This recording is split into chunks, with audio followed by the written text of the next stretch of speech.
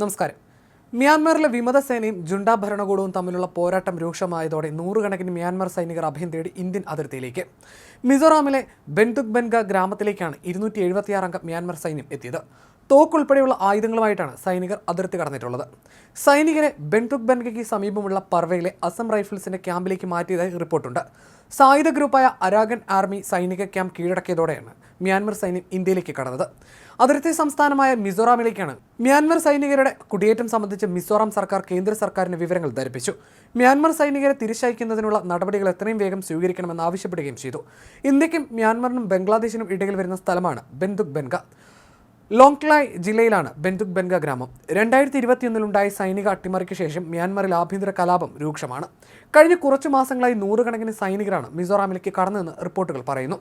രൂക്ഷമായ ഏറ്റുമുട്ടലിനിടെ 600 മ്യാൻമർ സൈനികർ ഇന്ത്യയിലേക്ക് കടന്നതായിട്ടാണ് വിവരം.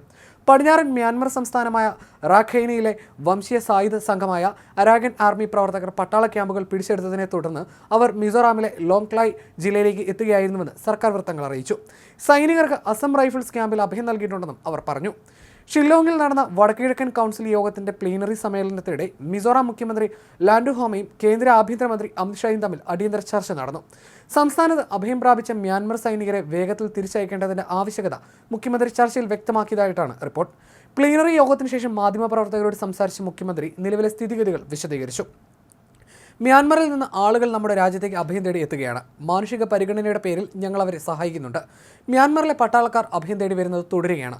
കുറച്ചുപേരെ ഞങ്ങൾ വിമാനമാർഗം തിരിച്ചയച്ചിരുന്നു. 450ഓളം സൈനികരെ തിരിച്ചയച്ചുവെന്ന് മുഖ്യമന്ത്രി ലാൻഡുഹോമ പറഞ്ഞു. 359 സൈനികരെ മ്യാൻമറിൽ നിന്ന് പിൻവലിച്ചതായും റിപ്പോർട്ടുണ്ട്. 104 സൈനികരെ ഇന്ത്യൻ വ്യോമസേനയുടെ ഹെലികോപ്റ്റർ വഴി മണിപ്പൂരിലെ മൊറയിലേക്ക് മാറ്റി.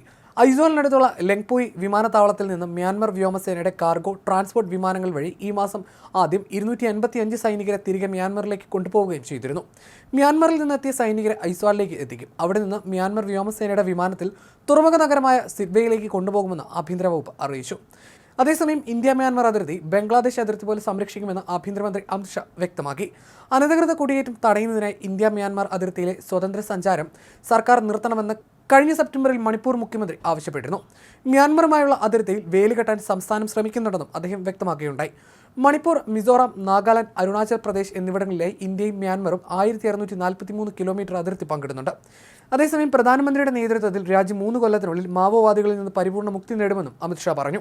ഭീകരവാദ പ്രവർത്തനങ്ങൾ തടയുന്നതിനായി CRPF, BSF, SSB തുടങ്ങിയ സായുധ സേന ഉദ്യോഗസ്ഥരുടെ നേതൃത്വത്തിൽ രാജ്യത്ത് കനത്ത പ്രതിരോധം തീർത്തിരിക്കുകയാണ്. അതിർത്തികളിൽ സംരക്ഷണം നടപ്പാക്കുന്നതിനോടൊപ്പം ജാർഖണ്ഡ്, ബീഹാർ, ചണ്ഡീഗഡ് തുടങ്ങിയ മേഖലകളിലെ കമ്മ്യൂണിസ്റ്റ് ഭീകരവാദ പ്രവർത്തനങ്ങൾ തടയുന്നതിനായും നമ്മുടെ സുരക്ഷാ സേന അഹോരാത്രം പ്രയത്നിക്കുന്നു. പ്രധാനമന്ത്രിയുടെ കീഴിൽ 3 വർഷത്തിനകം ഭീകരവാദ പ്രവർത്തനങ്ങൾക്ക് തടയിടാൻ സാധിക്കുമെന്നും അമിത്ഷാ പറഞ്ഞു.